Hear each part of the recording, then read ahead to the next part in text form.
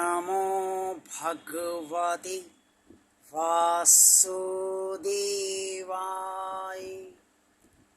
जय श्री हरि, जय श्री भगवान विष्णु जी, जय श्री भगवान कृष्ण जी। कुरुक्षेत्र के मैदान में जब भगवान श्री कृष्ण जी धीरे धीरे करके सारा वो ज्ञान अर्जुन को दे रहे थे, जिससे अर्जुन का ये सांसारिक मोह नष्ट हो जाए और वो युद्ध के लिए तैयार हो जाए, ताकि जिस जीवन के उद्देश्य की पूर्ति के लिए अर्जुन ने ये जन्म लिया था वो उद्देश्य पूर्ण हो जाए। उसी दौरान अर्जुन ने भगवान श्री कृष्ण जी से पूछा कि आपको कौन सा योग ज्यादा पसंद है।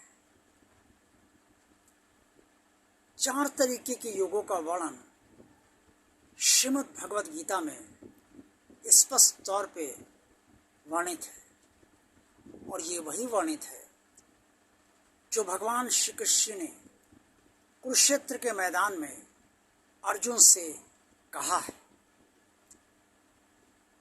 अर्जुन को बताते हुए भगवान श्री कृष्ण ने स्पष्ट तौर पे कहा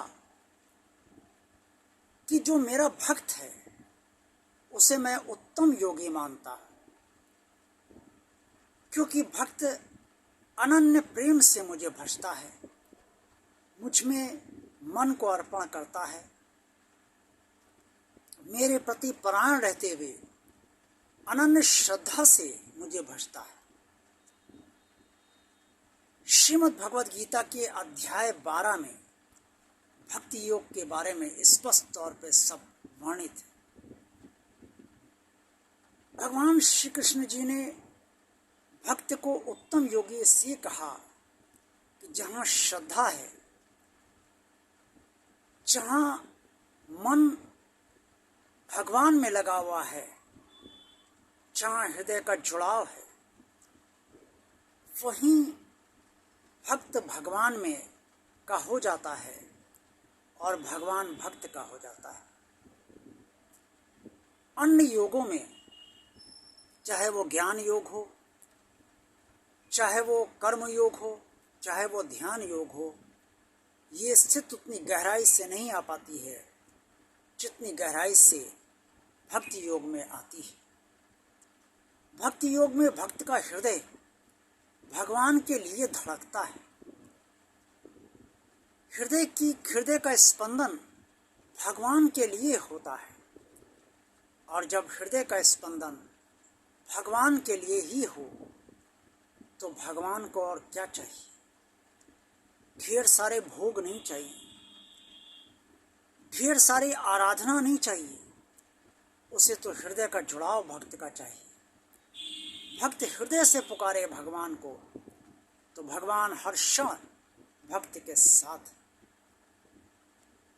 इसी अध्याय के अंतर्गत स्पष्ट तौर पर वर्णित है कि भगवान श्री कृष्ण ने भक्त को योग्य बनाने के लिए, भक्ति के योग बनाने के लिए अनेक प्रकार की योग्यताएं बताई हैं, जैसे ब्रह्मचर्य में स्थित रहना, सरल हृदय का होना, दुख सुख में संभाव रखना और किसी को भी व्याकुल ना करना, भक्त किसी के शोक का या किसी की व्याकुलता का कारण ना बने, अंतकरण भक्त का शुद्ध हो, इंद्रियों को संयम में रखे, मन को वश में रखे, और बहुत सारी बातें भगवान श्री कृष्ण ने इस भक्ति योग के अंतर्गत अध्याय 12 में जो श्रीमद् भगवद गीता में वर्णित है वो कुरुक्षेत्र के मैदान में अर्जुन को बताई है।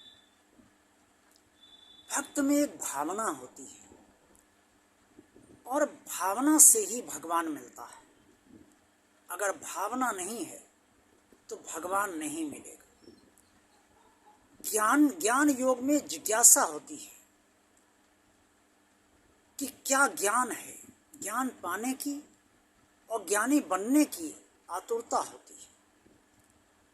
कर्म योग में फल की इच्छा का त्याग, विरले मनुष्य कर पाते हैं, और ध्यान योगी सब कोई नहीं बन पाते।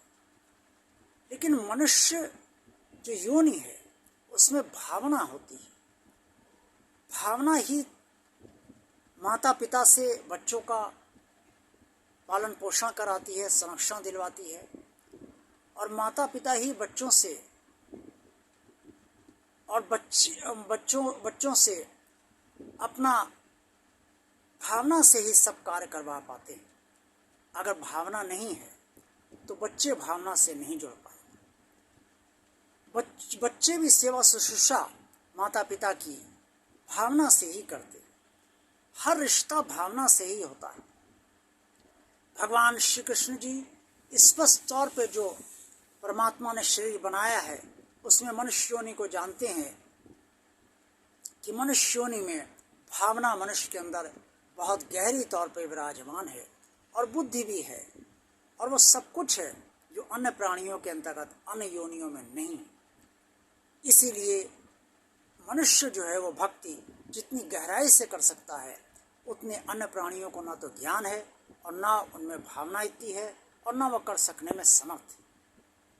इसीलिए भगवान श्री कृष्ण ने कहा कि भक्ति योगी उन्हें बहुत पसंद है, और भक्ति योग चारों योगों में उन्हें उत्तम योग उसे वो मानते हैं।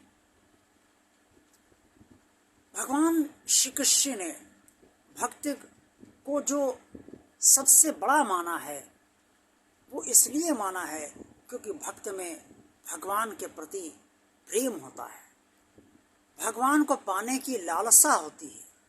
भगवान को पाने की लालसा जैसे जैसे बढ़ती जाती है वैसे वैसे आतुरता बढ़ती जाती है, और भक्ति की संसार से आसक्ति हटकर भगवान में होती जाती है।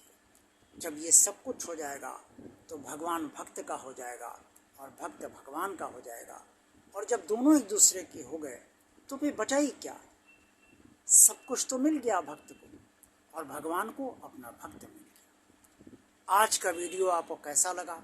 अच्छा लगा है तो लाइक कीजिए। भगवान और आप चैनल जिन श्रद्धालु भक्तों ने अभी तक सब्सक्राइब नहीं किया है वो इसे सब्सक्राइब भगवान का कार्य मानकर अवश्य कर दें। भगवान के कार्य को आगे बढ़ाना है, इसे सब्सक्राइब अवश्य कर दें। कमेंट्स बॉक्स में आप सब जो कुछ भी कहना चाहें वो अवश्य कहिए, और इस चैनल को ज़्यादा से ज़्यादा लोगों को शेयर कीजिए ताकि आप सबकी तरह अन्य लोग भी इस चैनल से लाभान्वित होते रहें। देखते रहिए भगवान और आप चैनल। आप सबका कल्याण हो।